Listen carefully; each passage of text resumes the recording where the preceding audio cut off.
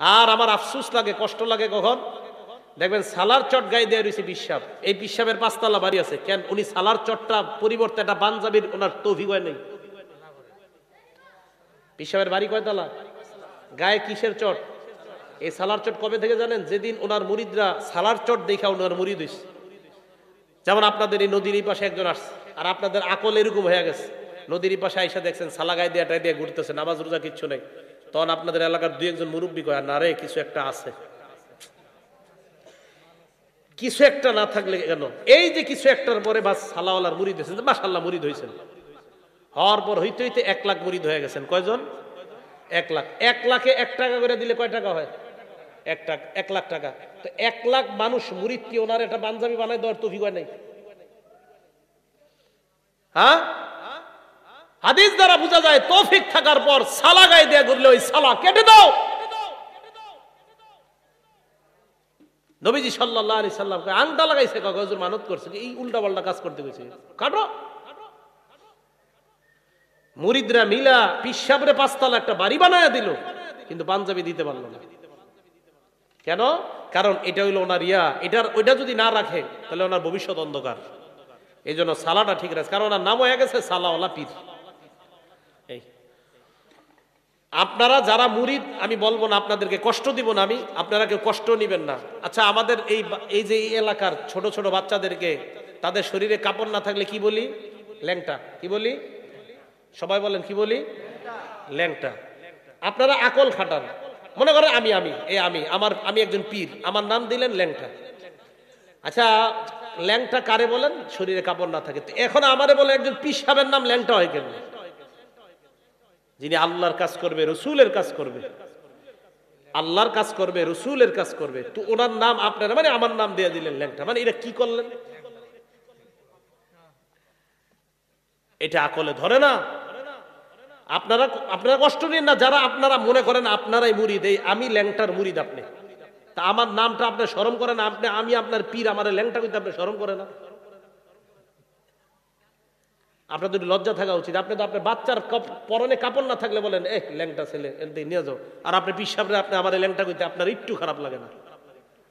কথাগুলো অনেক ভাবার, গবেষণার, চিন্তা করার। আল্লাহ আমাদের সকলকে বুঝে শুনে বেদাত মুক্ত সমাজ গড়ার তৌফিক দান করেন।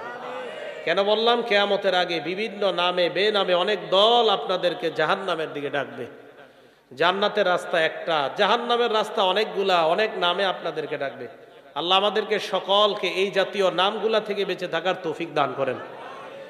এর মধ্যে একটা নামের নাম আহলে কোরআন। আহলে কোরআন মানে শুধু কোরআন মানবে, হাদিস মানবে না। শুধু কি মানবে? কোরআন মানবে, হাদিস মানবে না। এরা আপনাকে দাওয়াত দিতে দিতে আপনাদের এই এলাকায় যারা ফেসবুক চালায় অলরেডি দাওয়াত পেয়ে গেছে। আহলে কোরআন দাওয়াত পাওয়ার পর আহলে কোরআন ওই ব্যক্তিকে বুঝায় কোরআনের মধ্যে দেখো নামাজের কথা আছে কিনা। ব্যক্তি কোরআন খুইলা দেখে, হ্যাঁ নামাজের কথা কোরআনে আছে, সুন্দর। এবার আহলে কোরআনের গুরু আপনাকে টোপ দিবে, কোরআনে নামাজের কথা আছে, কিন্তু ফজরের নামাজ যে 2 রাকাত দেখো তো কোরআনে আসেনি। আপনি পুরা কোরআন খুঁজা দেখলেন, ফজর নামাজ যে ফরজ 2 রাকাত পুরা কোরআনের কোথাও লেখা নাই। তখন আপনি ভাবেন কিরে ঘটনা কি? জোহরের নামাজ 4 রাকাত পুরা কোরআনের 6236টা আয়াতের মধ্যে কোথাও আছে কিনা দেখো। কোরআন আয়াত কয়টা? না 6666 না, এটা ঠিক না, 6236 এটাই সঠিক। হ্যাঁ এটাই সঠিক, আজকে গুইনা দেখেন 6236 এটাই কোরআনের সঠিক আয়াত সংখ্যা। 666 আইসা গেছে আর কি, ছোটবেলা থেকে শুনতে শুনতে বড় হয়েছেন আপনারা, আমরা যাই করে ভুলে যাই। 6236 এটাই সঠিক। বললাম না ভুলে ভরা আমাদের সমাজ। এখন আপনি পুরা কোরআন খুললেন, খোলার পর দেখলেন 4 রাকাত জোহর, আসর 4 রাকাত ফরজ, মাগরিব 3 রাকাত ফরজ, এশা 4 রাকাত ফরজ, কোরআনের কোথাও লেখা নাই। এবার আপনার গুরু ফেসবুকে আপনাকে বলবে তো কি বুঝলা? তখন বলবেন কি একটু ভাবতেছি আমি। ফেসবুকে পরের দিন আপনাকে বলবে কি কিছু তো বললা না, কি কোরআনে তো নামাজের কথা আছে কিন্তু কিভাবে নামাজ এটা তো কোরআনে নাই। তখন বলবে অতএব কি? অতএব যেহেতু কোরআনে নাই সুতরাং তুমি কোনোভাবে ধ্যান করলেই নামাজ হয়ে যাবে। ওরকম মসজিদে মুসল্লিদের সাথে গিয়ে এইভাবে রুকু করতে হবে, সেজদা করতে হবে, যুক্ত হবে তাদের সাথে, এটা যেহেতু নাই অতএব তোমার করা লাগবে না। এই হলো আহলে কোরআন। নবীজি সাল্লাল্লাহু আলাইহি সাল্লাম তাদের ব্যাপারে কি বলছে? ইবনে মাজাহ হাদিস নাম্বার 12, নবীজি সাল্লাল্লাহু আলাইহি সাল্লাম বলেন, ইউশিকুর রাজুলু মুত্তাকিয়ান, এমন একটা জামানা আসবে যে জামানায় মানুষ সিংহাসনের মধ্যে বসবে, বসার পর বলবে আমি বড় পণ্ডিত। এই মানুষটা বলবে আমাদের আর তোমাদের মাঝে কোরআন থাকতে আবার হাদিসের কি প্রয়োজন? তার সামনে হাদিস পেশ করার পর ওই ব্যক্তি বলবে বাইনানা ও বাইনাকুম কিতাবুল্লাহ, ফেসবুকে আপনাকে দাওয়াত দিবে আমাদের মাঝে তোমাদের মাঝে বিধানকারী কোরআনের গ্রন্থের নাম হলো আল কোরআন। আপনিও বলবেন হ্যাঁ ঠিকই তো, আল কোরআনই তো একমাত্র বিধানদাতা, একমাত্র বিধান আছে কোরআনের মধ্যে। এই কথা বলার পর আল্লাহ নবী বলেন ওই ব্যক্তি তোমাদেরকে বলবে ফামা ওয়াজাদনা ফীহি মিন হারামিন হারামনা, কোরআনের মধ্যে যেটা হারাম পাইলাম এটাই হারাম, ওয়ামা ওয়াজাদনা ফীহি মিন হালালিন ইস্তাহলালনা, কোরআনের মধ্যে যেটা হালাল পাইলাম সেটাই হালাল বলবে আপনাকে। তো আপনি বলবেন ঠিকই তো, আচ্ছা আমরা কোরআনের হারামকে হারাম মানি না, কোরআনের হালালকে হালাল মানি না? তো মানি তো আমরাও। তো তাদের উদ্দেশ্য কি দেখেন তো, কোরআনের হালাল কোরআনের হারাম থাকতে আবার অন্যটার কি দরকার? আমাদের নবী বলেন শোনো, আলা ওয়া ইন্নামা হাররামা রাসূলুল্লাহ মিসলু মা হাররামাল্লাহ, আমি নবী যেটাকে হারাম করি এটাও আল্লাহর হারাম করার মতো হারাম হয়ে যায়। আমার হারাম এটা আল্লাহর হারামের মতো হারাম, আমার হালাল এটা আল্লাহর হালালের মতো হালাল। তাহলে আপনারা কি বুঝলেন, শুধু কি কোরআন মানবো না কোরআন সুন্নাহ দুইটা? এই জন্য নবীজি বললেন তারাকতু ফীকুম আমরাইন, আমি তোমাদের মাঝে দুইটি জিনিস রেখে গেলাম, এক নাম্বার কিতাব আল্লাহ, দুই নাম্বার সুন্নাত রাসূল। এক নাম্বার আল্লাহর কোরআন, দুই নাম্বার রাসূলের সুন্নাহ। লান তাদিল্লু মা তামাসসাকতুম বিহিমা, যতক্ষণ তোমরা এই দুইটা আঁকড়ে ধরে থাকবা ততক্ষণ তোমরা পথভ্রষ্ট হবা না। কোরআন সুন্নাহ বলেন, কোরআন কোরআন হাদিস বলবেন না, বলেন কোরআন সুন্নাহ। কোরআন হাদিস বললে কি, যদি শুধু কোরআন হাদিস বলেন তাহলে একটা ঝামেলা আছে। কি, নবীজি 11টা বিয়ে করছে, তো হাদিস মানলে আপনি 11টা বিয়ে করতে হবে। এই জন্য সুন্নাহ, সুন্নাহ মানি নবীজির যে হাদিসগুলো আমাদের জন্য পর্ব, আমরা নবীজির যে হাদিসগুলো আমরা পর্ব পালনও করব এটার নাম সুন্নাহ। নবীজির যে হাদিস আমরা পড়ব পালনও করব এটার নাম সুন্নাহ। আর নবীজির যে হাদিসগুলো শুধু আমরা পড়ব, ছাত্রদেরকে পড়াবো কিন্তু আমরা পালন করতে পারবো না, এটার নাম সুন্নাহ না। সুন্নাহ মানি নবীর অনুসরণ করব যেটা, এটা সুন্নাহ। আর হাদিস মানি যে হাদিসগুলা রাসূল করিম সাল্লাল্লাহু আলাইহি সাল্লামের কিছু হাদিস আছে যে হাদিসগুলা শুধু নবীর সাথেই খাস, এটা আমরা জীবনে আমল করতে পারবো না। যেমন 4টার বেশি বিয়ে এই উম্মত করতে পারবে না, অথচ নবীজি 11টা বিয়ে করছে, তো এটা নবীর জন্য খাস। কথা বুঝে আসছে সবার? তাহলে কিছু হাদিস আছে যেগুলো শুধু নবীর জন্য, এটা উম্মত আমল করতে পারবে না। এই জন্য বলতেছি কোরআন সুন্নাহ। বলেন কোরআন। রাসূল করিম সাল্লাল্লাহু আলাইহি সাল্লাম বললেন কোরআন মানতে হবে, সুন্নাহ মানতে হবে। তাহলে কোরআনে আছে তোমরা নামাজ পড়ো, সুন্নাহের মধ্যে আছে ফজরের নামাজ ফরজ 2 রাকাত। সুবহানাল্লাহ। কোরআনের মধ্যে আছে তোমরা নামাজ পড়ো, সুন্নাহের মধ্যে নবীজি ব্যাখ্যা করে দিয়েছেন জোহরের নামাজ ফরজ 4 রাকাত। কোরআনের মধ্যে আছে তোমরা নামাজ পড়ো, হাদিসের মাধ্যমে নবীজি ব্যাখ্যা করে দিয়েছেন আসরের নামাজ ফরজ 4 রাকাত। কোরআনে আছে তোমরা নামাজ পড়ো, হাদিসে নবীজি ব্যাখ্যা করে দিয়েছেন মাগরিবের নামাজ 3 রাকাত। কোরআনের মধ্যে আছে তোমরা নামাজ পড়ো, নবীজি হাদিসে ব্যাখ্যা করে দিয়েছেন এশারের নামাজ 4 রাকাত ফরজ। আল্লাহ কোরআনে বলে দিয়েছেন আকিমিস সালাতা তারাফাইন নাহার ওয়া যুলাফাম মিনাল লাইল, তোমরা দিবসের 2 অংশে নামাজ পড়ো এবং রাতের কিছু অংশে। নবীজি ব্যাখ্যা করে বুঝিয়ে দিলেন 2 অংশের নামাজ, ফজর থেকে মাগরিব পর্যন্ত, কেউ কেউ বলেন জোহর থেকে আসর পর্যন্ত। আবার রাতের কিছু অংশের নামাজ, তো কেউ বলেন 2 অংশের নামাজ ফজর থেকে আসর, রাতের কিছু অংশের নামাজ মাগরিব আর এশা। তো রাসূল করিম সাল্লাল্লাহু আলাইহি সাল্লাম এবার ব্যাখ্যা দিয়ে দিলেন রাতের নামাজ মাগরিব এশা, দিনের নামাজ ফজর জোহর আসর। তো এইভাবে কোরআন সুন্নাহ উভয়টা পালন করলে আমরা ইনশাআল্লাহ সফলকাম হব। এবং কোরআন সুন্নাহ পালন করতে গিয়ে আমাদের আকীদা কি করা যাবে না, নষ্ট করা যাবে না। বলেন তো আকীদা কি করা যাবে না, নষ্ট করা যাবে না। এই আকীদার মধ্যে একটা আকীদা সবাই মনে রাখবো, বলেন সুপারিশ, বলেন সুপারিশ ক্ষমতা আল্লাহর পক্ষ থেকে। সুপারিশ করার ক্ষমতা কার পক্ষ থেকে? কোন নবী সুপারিশ করবে, ক্ষমতাটা দিবে কে? তাহলে নবী সুপারিশ করবে, উলামায়ে কেরাম সুপারিশ করবে, যারাই সুপারিশ করবে তাদেরকে সুপারিশ করার ক্ষমতাটা দিবে কে? আল্লাহ। এখন যদি আমি আপনাকে বলি তুই জীবনে 2 রাকাত নামাজ পড়, বাকিগুলো আমি দেখে নিব, কিয়ামতের মাঠে আমি তোর এটাই না জান্নাতে নিব। আরে আমি সুপারিশ করতে পারবো কিনা তো আমার জানা নাই, সুপারিশ করবে কে না এটার ক্ষমতা দিবে কে? আল্লাহ। এই জায়গা আকীদাটা আমরা ঠিক করি। আল্লাহ বলেন ইয়াউমা ইয়াকুমুর রূহু ওয়াল মালাইকাতু সাফফা, সমস্ত আত্মাগুলা, রূহ, জিবরিল, ফেরেশতারা সাফফা, সেদিন সবাই দাঁড়ায় থাকবে, সারিবদ্ধভাবে সবাই দাঁড়ায় থাকবে। এর আগে আল্লাহ বলেন রব্বিস সামাওয়াতি ওয়াল আরদি ওয়া মা বাইনাহুমার রহমান, আসমানের রব, জমিনের রব, আসমান জমিনের মাঝে রহমান তিনি আল্লাহ।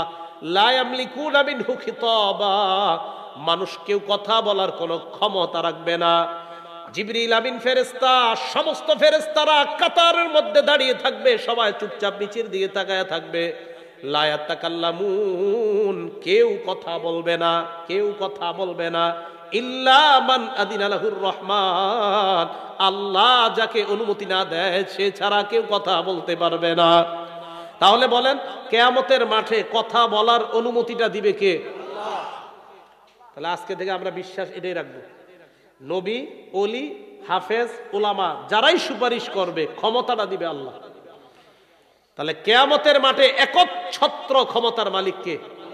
আল্লাহ। দুনিয়াতে আল্লাহ, আখিরাতেও হ্যাঁ, কিন্তু দুনিয়াতে আল্লাহ কাউরে কাউরে ক্ষমতাটা দিছে। আল্লাহ দুনিয়াতে অনেকের ক্ষমতা দিছে, তারকে দিলাম, তাকে দিলাম, কিন্তু কিয়ামতের মাঠে আল্লাহ পাক রব্বুল আলামিন বলেন লিমানিল মুলকুল ইয়াউম, সেদিন রাজত্ব কার? লিল্লাহিল ওয়াহিদিল কাহ্হার, আল্লাহ বলে একমাত্র মহাপরাক্রমশালী ক্ষমতাধর আমি আল্লাহর ক্ষমতা ছাড়া সেদিন আর কারো ক্ষমতা নাই। তাহলে এবার আপনাদের কাছে আমি জানতে চাই, পীর বলেন, গাউস কুতুবার যাই বলেন, এদের কোনো ক্ষমতা কি কিয়ামতের মাঠে আছে যদি আল্লাহ না দেয়? এখন আপনারা ফেসবুকে পাইতেছেন ক্ষমতাদাতাকে সামনে সামনে মুরিদরা কয় অমুক বাবা। হ্যাঁ আছে আছে, এইরকম একটা ভিডিও আছে। বলেন আপনাদেরকে মুক্তিদাতাকে কয় অমুক বাবা। হ্যাঁ এটা ভিডিও আছে। আপনাদেরকে মুক্তিদাতাকে সামনে যারা আছে সবাই কয় অমুক বাবা। আরে ভাই, লাখ লাখ মানুষের ঈমান তো ওই মুহূর্তে চলে গেছে। রাসূল করিম সাল্লাল্লাহু আলাইহি সাল্লামের কবরের সামনে দাঁড়ায় যদি বলেন হুজুর আমার বিবির বাচ্চা হয় না, একটা বাচ্চা দিয়ে দেন, আপনার ঈমান সাথে সাথে চলে গেছে। ভাই কথা বুঝে আসছে? এবার রাসূল করিম সাল্লাল্লাহু আলাইহি সাল্লাম কি বলে দেখেন, আবু দাউদ শরীফের হাদিস, ইয়াকুম মুহদাসাতিল উমুর, 4607 নম্বর হাদিসের বর্ণনা, তোমরা ইসলামের মধ্যে নতুন নতুন জিনিস আবিষ্কার করা থেকে বাঁচো। ফাইন্না কুল্লা মুহদাসাতিন বিদআ, ইসলামের মধ্যে নতুন কোন আবিষ্কার, যত আবিষ্কার এইগুলার নাম হলো বেদাত। ওয়া কুল্লা বিদআতিন দালালাহ, যত নতুন আবিষ্কার এইগুলা হলো পথভ্রষ্টতা। নাসাই শরীফের 1578 নম্বর হাদিসের বর্ণনা, ওয়া কুল্লু দালালাতিন ফিন্নার, সমস্ত পথভ্রষ্টের ঠিকানা হলো জাহান্নাম। ইসলামের মধ্যে নতুন আবিষ্কার, এটার নাম বেদাত। সমস্ত বেদাত পথভ্রষ্টতা, সমস্ত পথভ্রষ্টতার ঠিকানা জাহান্নাম। আপনাদেরকে আমি এবার প্রশ্ন করি, ইসলামের মধ্যে যদি নতুন কেউ কিছু বানায় এটার নাম কি? বেদাত। নতুন আবিষ্কার কি নাম? বেদাত। বেদাতের বাংলা নতুন আবিষ্কার। বলেন নতুন আবিষ্কারের ঠিকানা কই? জাহান্নাম। বলেন নতুন আবিষ্কারের ঠিকানা কই? এখন আমি আপনাদেরকে প্রশ্ন করি, আমাদের নবী ইসলামের মধ্যে ঈদ রাইখা গেছে কি রাখে নাই? সবাই কয় না? 2697 নম্বর হাদিস বুখারী শরীফের, কি কয় দেখেন, আজকে থেকে এটা মনে রাখবো, মান আহদাসা ফি আমরিনা হাদা মা লাইসা মিনহু ফাহুয়া রদ্দুন। নবীজি বলে ইসলামের মধ্যে আমি যা রাইখা যাই নাই, আল্লাহ যা দেয় নাই, এর বিপরীতেও যদি কেউ নতুন কিছু বানায় ফাহুয়া রদ্দুন, এটা প্রত্যাখ্যাত, এটা প্রত্যাখ্যান করা হবে। এখন আমাদের নবী ইসলামের মধ্যে আমাদের জন্য, মুসলমানের জন্য ঈদ রাইখা গেছে কয়টা? আওয়াজ দিয়া কয় না? দুইটা। এখন তৃতীয় যদি কেউ কিছু বানায় এটার নাম? এ তো বুঝে আসছে সহজে। তো ইসলামে আমাদের নবী ঈদ রেখে গেছে কয়টা? দুইটা। তৃতীয় কেউ বানাইলে এটার নাম কি হবে? এটাকে আমরা পালন করব? আসলে মুখ দিয়ে করেন না অন্তর থেকে বলতেছেন? কেউ পালন করব না। যদি করেন তা আপনি পথভ্রষ্ট মার্কা কাজ করলেন, আর পথভ্রষ্টতার ঠিকানা জাহান্নাম। এবার রাসূল করিম সাল্লাল্লাহু আলাইহি সাল্লাম বুখারী শরীফের এক বর্ণনা কি বলে দেখেন, মান আহদাসা হাদাসা, কেউ যদি কোনো বেদাত বানায়, আও আওয়া মুহদিসা, অথবা কোনো বেদাতিকে যদি কেউ আশ্রয় দেয়। আপনাদের এলাকার মধ্যে যদি কোনো বেদাতিকে আপনারা খানকা বানায় দেন, বেদাতি কর্মকাণ্ড পরিচালনা করার জন্য বিশ্বাস করেন, আপনাদের এলাকার কেউ জায়গা দিয়ে দিচ্ছেন এক কাটা, নেন হযরত এই জায়গাটা খানকা বানান, ওলামায়ে কেরাম আপনারা বারবার বুঝাইছে ভাইও দিয়েন না, এটা ঠিক না, এটা অন্যায়, এরপরে আপনি দিচ্ছেন। নবীজি বলেন লানাতুল্লাহি আলাইহি, তার উপর আল্লাহর অভিশাপ, ওয়াল মালাইকা, ফেরেশতাদের অভিশাপ, ওয়ান নাসি আজমাইন, দুনিয়ার যত মানুষ আছে সমস্ত মানুষের অভিশাপ। তাহলে বেদাতি কোনো খানকা যদি আপনাদের এলাকায় কেউ বানায়, এই বেদাতি খানকা যে বানিয়েছে, এই বানানোর জায়গা দাতার উপর কার অভিশাপ? আল্লাহর অভিশাপ, ফেরেশতাদের অভিশাপ, সমস্ত মানুষের অভিশাপ। ভাইও, আল্লাহ আমাদের সকলকে বেদাত মুক্ত ইসলামটা যেন সহজভাবে সুন্দরভাবে পালন করে আল্লাহর কাছে আমরা যেতে পারি, আল্লাহ তৌফিক দান করেন। আমি কেন কথাগুলো বলতেছি, দেখেন নদীর এই পারে ওলামায়ে কেরাম সহজে আসতে চায় না, আর কষ্ট করো। তো কেন বলতেছি যে নদীর এপারে থেকে আপনাদের বিষয়টা যেন এমন না হয় যে হুজুর এইখানে আসি বলে ইসলাম শিখতে পারি নাই। আপনাদের এলাকায় যথেষ্ট যোগ্য ওলামায়ে কেরাম আছে, আলেমরা আমাদেরকে কেন আনে? কারণ তাদের কথা আপনারা শুনতে চান না। এটা আপনাদের একটা অ্যালার্জি রোগ আছে, অথচ আপনাদের এলাকার ওলামায়ে কেরাম বুঝায়, তখন বুঝতে চান না। দূরের থেকেও আইসা বললে বুঝবেন না। এলাকার মসজিদের ইমাম, খতিব সাহেব, মাদ্রাসার ওলামায়ে কেরাম যেইভাবে বুঝায়, এই কথাগুলা বুঝার চেষ্টা করবেন। ওনারা বারবার বুঝাইতেছে এটা সঠিক না, এটা বেঠিক, এটা সঠিক, এটা ন্যায়, এটা অন্যায়, এগুলা মেনে নেওয়ার চেষ্টা করেন। যদি মেনে না নেন, রাসূল করিম সাল্লাল্লাহু আলাইহি সাল্লাম এক হাদিসের মধ্যে বলছেন, আদ-দুনিয়া মালউনা, পুরা দুনিয়াটা অভিশপ্ত, মালউনুন মা ফিহা, দুনিয়াতে যা আছে সব অভিশপ্ত, তিনটা জিনিস ছাড়া। জোরে বলেন কয়টা? কয়টা জিনিস অভিশপ্ত না? ইল্লা যিকরুল্লাহ, আল্লাহর জিকির যারা করে তারা অভিশপ্ত না। দুই নাম্বার নামাজ, জিকির, নামাজও জিকির বলছে যারা, উনি বলছে যাক মাশাআল্লাহ, বলছে যারা নামাজ পড়ে নামাজও জিকির। নামাজ কি? জিকির মানে যত ভালো কাজ, জিকির যত ভালো কাজ, আল্লাহর জিকির করে এক নাম্বার। এবার দুই নাম্বারটা কি বলবো? আলিমা, স্পেশাল ভাবে নবী বলেন আলেমরা অভিশপ্ত না। সুবহানাল্লাহ। তো আলেমরা অভিশপ্ত না, এই জন্য উলামায়ে কেরাম আপনাকে পথ, খারাপ পথ দেখাবে না। হ্যাঁ, আমি স্পষ্টভাবে বলে যাই, কওমি মাদ্রাসার সাথে সম্পৃক্ত উলামায়ে কেরাম আপনাদের এলাকায় যারা আছে, অথবা আহলুস সুন্নাত ওয়াল জামাতের সাথে সম্পৃক্ত উলামায়ে কেরাম যারা আছে, তাদের কথাগুলো আপনারা নেওয়ার চেষ্টা করবেন। আমি আবারও বলছি, আহলুস সুন্নাত ওয়াল জামাত মানি যারা কোরআন এবং সুন্নাহ পালন করতে গিয়ে বাড়ায়ও না কমায়ও না। এই জাতীয় উলামায়ে কেরামদের কথা আপনারা শুনবেন, শোনার পর আমল করবেন, যেন আল্লাহর কাছে গেলে বলতে পারেন, আল্লাহ যেখানেই ছিলাম চরের মধ্যে ছিলাম, আর যেখানে ছিলাম আল্লাহ ইসলাম সঠিকভাবে পালন করেই তোমার কাছে আসছে। কথা বুঝে আসছে? তো নবীজি সাল্লাল্লাহু আলাইহি সাল্লাম বললেন এই অবস্থা হবে যদি কেউ বেদাতিকে আশ্রয় দেয়। আল্লাহ আমাদের সকলকে বেদাতি কর্মকাণ্ড, বেদাতিদের থেকে বেঁচে থাকার তৌফিক দান করেন। এবার ভয়ঙ্কর একটা হাদিস আপনাদেরকে বলতে চাই। এই হাদিসটা কি? রাসূল করিম সাল্লাল্লাহু আলাইহি সাল্লাম বলেন, কিয়ামতের ময়দানে আনা ফারাতুকুম আলাল হাউজ, আমি কিয়ামতের ময়দানে হাউজে কাউসারের সামনে দাঁড়াবো। হাউজে কাউসারের সামনে দাঁড়িয়ে আমি অপেক্ষা করতে থাকবো পানি পান করানোর জন্য। আমি গ্লাস নিয়ে, জগ নিয়ে দাঁড়িয়ে থাকবো পানি পান করানোর জন্য। আমার একদল উম্মত আমার সামনে আনা হবে, আনার পর আমি তাদেরকে পানি পান করাইতে গেলে সাথে সাথে তাদেরকে আমার সামনে থেকে টান মেরে নিয়ে যাওয়া হবে। আমি প্রশ্ন করব, আল্লাহ আসহাবি, আরেক বর্ণনায় উম্মতি, তারা তো আমার উম্মত। আল্লাহর পক্ষ থেকে জবাব দেওয়া হবে, ফাইন্নাকা লা তাদরি মা আহদাসু বা'দাক, আপনি জানেন না দুনিয়া থেকে আপনি বিদায় নেওয়ার পর তারা কি কি নতুন আবিষ্কার করছে ইসলামের মধ্যে, আপনার জানা নাই।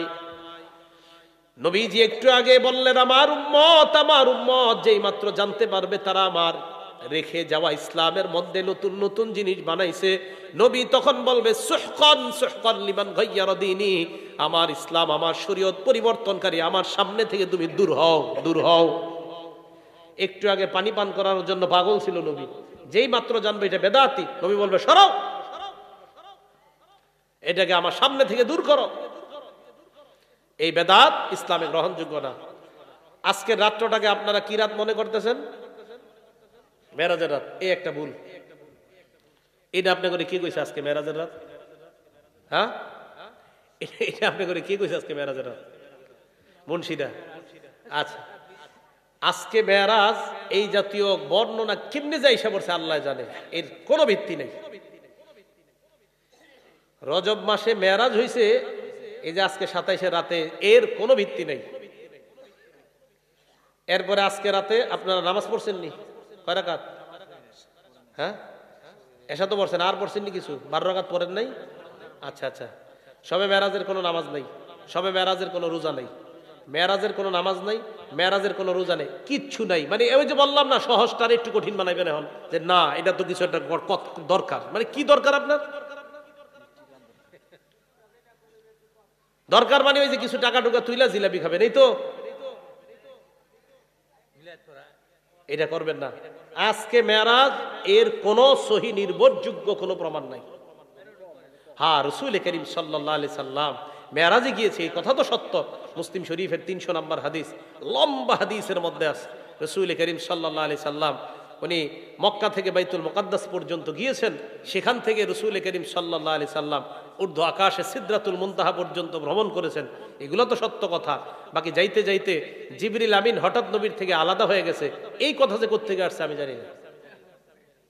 হ্যাঁ, এক জায়গায় গিয়ে কয় না, দেখবেন বয়ানে, আমি জানি আমাদের দেশে বিখ্যাত কোন বয়ানেও এরকম পাওয়া যায়। এরপর জিবরিল আমিন বলে আমার আর যাওয়ার সুযোগ নাই, কইতাছে সুর দিয়া, মানুষ কাঁদতেছে। এটা আপনি কই পেলেন এই কথাটা? জিবরিল আমিন বলছে যে আমার সুযোগ নাই, নবীর সুযোগ আছে, এটা কই আছে? এটা একটা ফার্সি শেরের মধ্যে আছে, ফার্সি একটা শের, আর কোথাও নাই কথা। হ্যাঁ, তো যদি এরকম পান কোরআন সুন্নাহর কোথাও আছে যে জিবরিল আমিন আলাদা হয়ে যাওয়ার রেওয়ায়াত, হুজুরের কাছে আমার ফোন নাম্বার আছে, আমার একটু জানাই দেন, আমি খুব খুঁজতেছি এই দলিলটা। হ্যাঁ,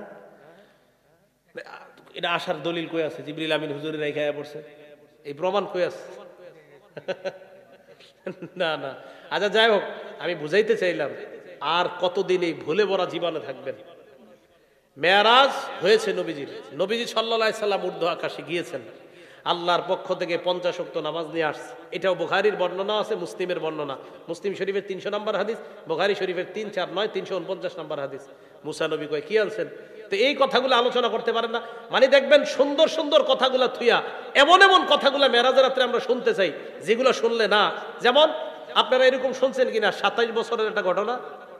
হ্যাঁ, এক বেটা তার বিবিরে দেখছে যে মাছ কুটতেছে, মাছ খায় যে কইতাছে, শুনছে। উনি গিয়ে গোসল করছে, গোসল করার পর ডুব দিয়ে দেখে উনি মেয়ে হয়ে গেছে।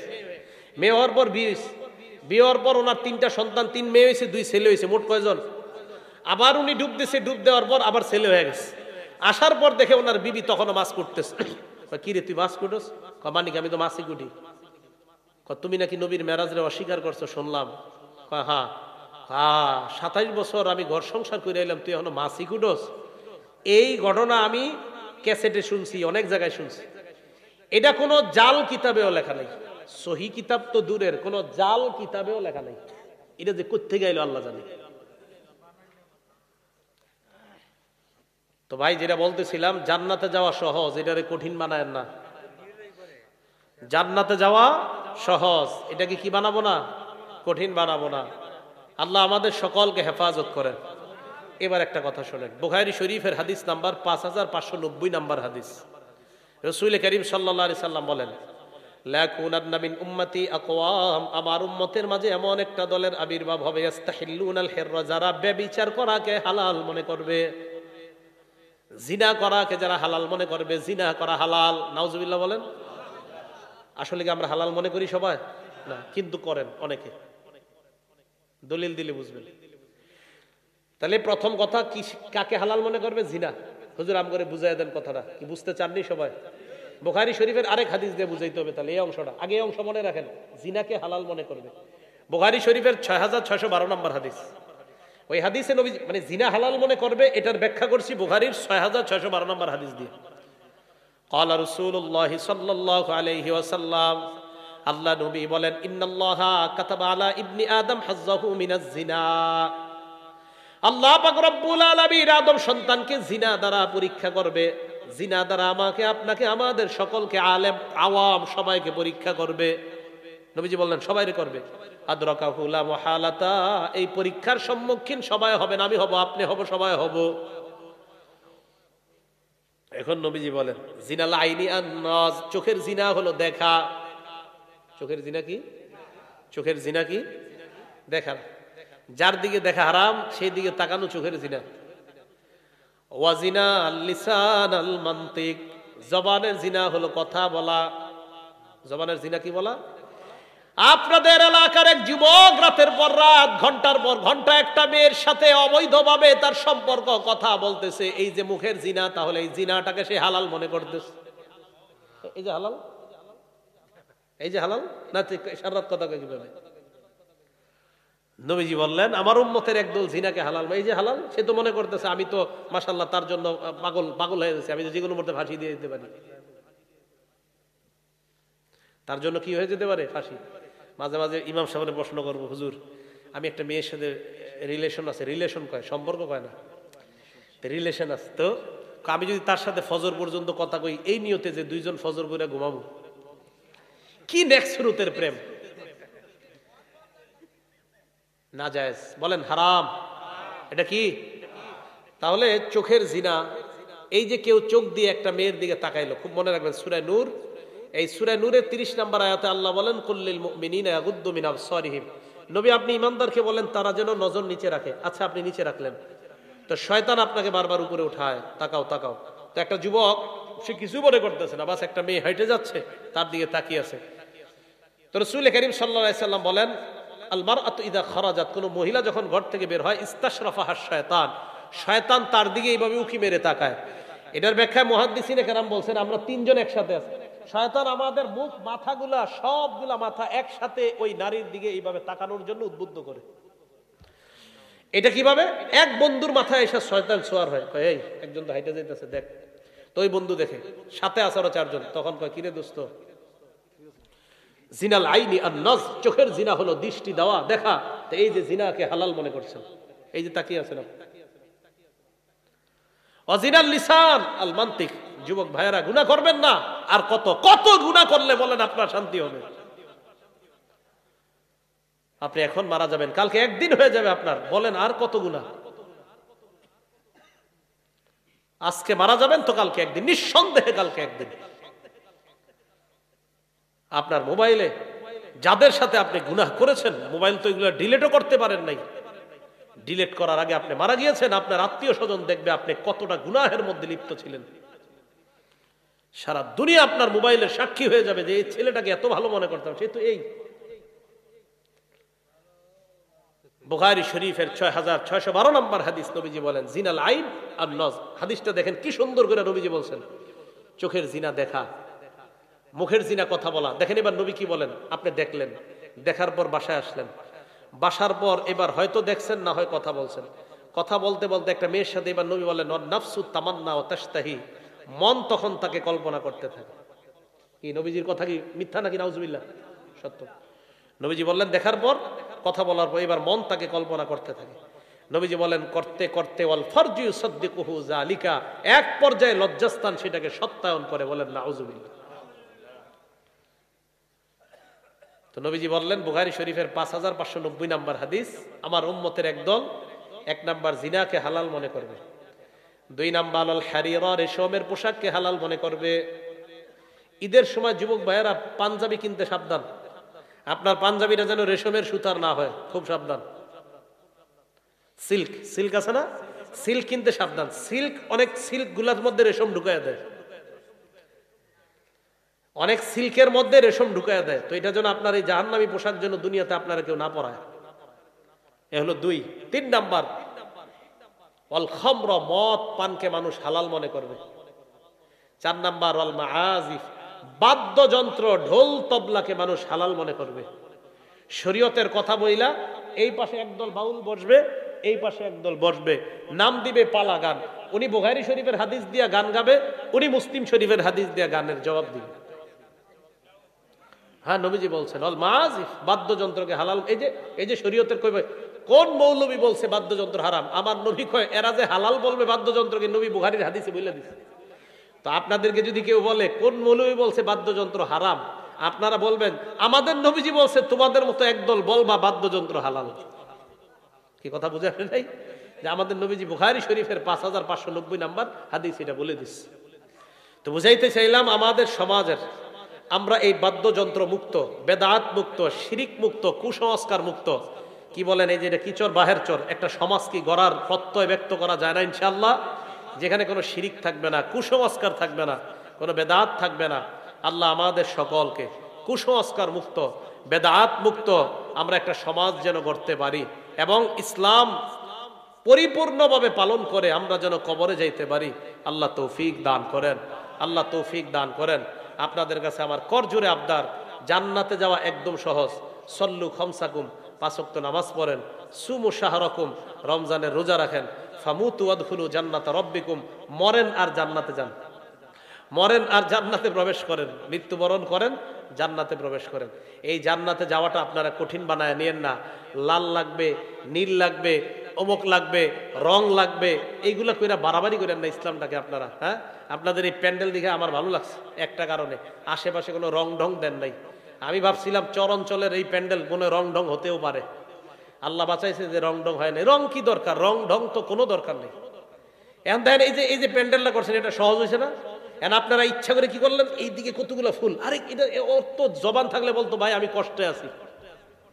এখন আপনারা, আমি এনে বসলাম, দেখবেন বক্তার সামনে এই পর্যন্ত ফুল, এদিক দিয়ে এই পর্যন্ত ফুল, মানে ফুলের ইয়াতে বক্তা খুঁজে পাওয়া যায় না। আপনার কি দরকার আছে এতগুলা করার? কোনো দরকার নেই। ইসলামের মধ্যে বাড়াবাড়ি করে ইসলামটা কঠিন বানায় দিয়েন না, সহজভাবে যেন আমরা জান্নাতে যাইতে পারি। আমি আপনাদের সকলের সাথে জান্নাতে যেন দেখা করতে পারি, আল্লাহ তৌফিক দান করেন। আমরা সবাই যেন একসাথে জান্নাতে আবার এমন একটা আলোচনার বৈঠক আমরা গল্প করতে পারি জান্নাতে, আল্লাহ তৌফিক দান করেন।